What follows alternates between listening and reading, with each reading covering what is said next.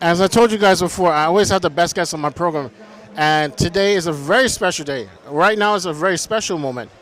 Right in front of my camera, this is my very first male black science fiction novelist on my show. The very first, number one. Not number two, not number three, just number one. And he's the one and only Kip Joe K. Ewers, right? Ewers. All right, man. Thank you so much for being here. Thank you so much for spending time with me and my audience. So please tell me, how did you start your love affair with writing science fiction novels? I've always been a fan of, basically comic books and sci-fi since I was a kid.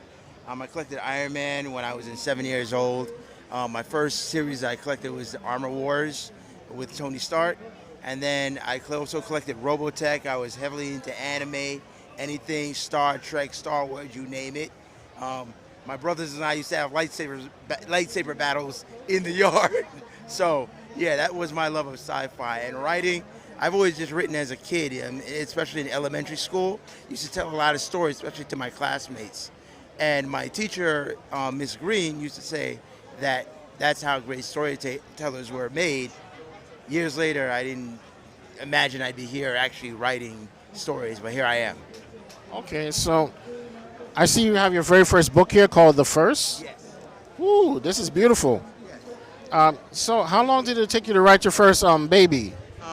This started around 2012, 2013, and I wrote it. It took about 2 years to write.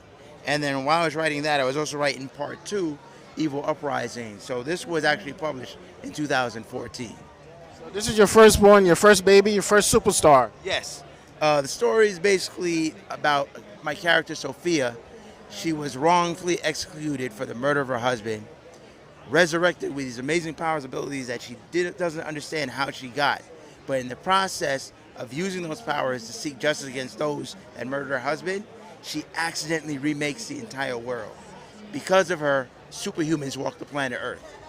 Okay, and that's what we leave it at that. We don't want to give away the rest of the story. Okay, so you have 1, 2, 3, 4, 5 volumes? So currently there are 3 volumes of the first. And then we have Eye of Ra, which is a spin-off novel which took place years before the incident within the first. Basically, Lawrence in the Eye of Ra discovers that part of his ancient alien heritage is that of the Anunnaki. And in learning more about his heritage, uncovers a dark secret that could wipe out all of mankind. So now, reluctantly, he's got to be the hero the world needs in order to stop this threat. And then all these books culminate into War of Mortal Gods. War of Mortal Gods is a four-part story arc. Book 2 will be out in December. Basically, Horus, the god of war, has broken free of captivity. All right, and we're not going to give away the rest of the story because we want people to buy the book. All right, man. That's cool, man. So any plans to turn any of these movies into a live action? There's been talks, possibilities. I can't really say on that, but No, it isn't set in stone yet. Okay, no problem. All right, so keep Joe. If somebody want to contact you to collaborate or something, what's the best way for them to go about it? they can contact us at info@evouniverse.com. They can check out our website at www.evouniverse.com. Our books are available on Amazon, Audible, iTunes, Google Play, and yep, that's it.